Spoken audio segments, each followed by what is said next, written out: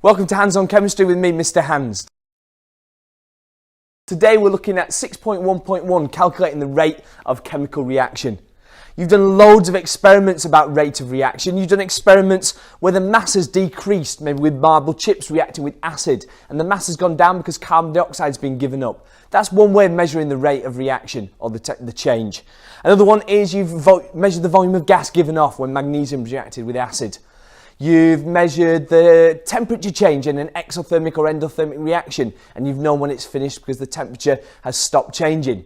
You've looked at a product disappearing, and you've looked at a product forming. Remember when thiosulfate produced sulfur as a solid and the cross disappears.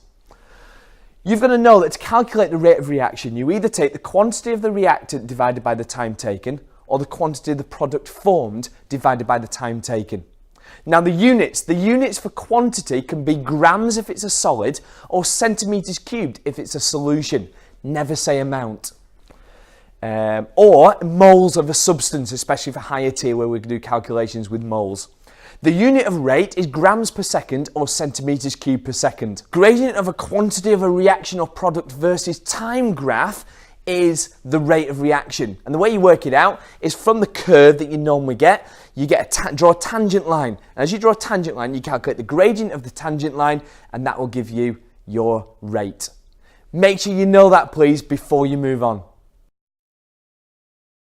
Welcome to Hands on Chemistry with me, Mr. Hands. Today we're looking at 6.1.2, factors that affect rate.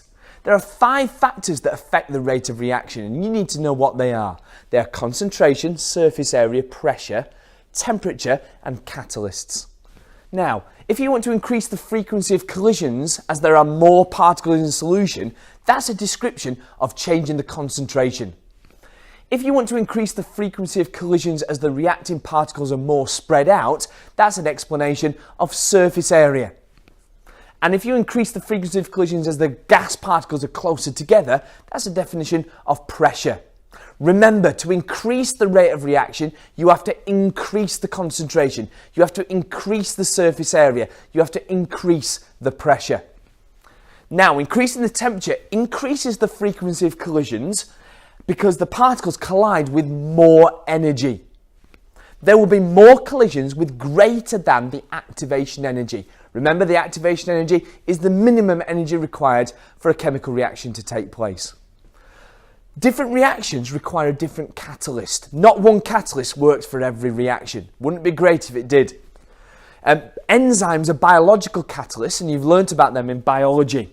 And a catalyst lowers the activation energy by providing a different pathway for the reaction.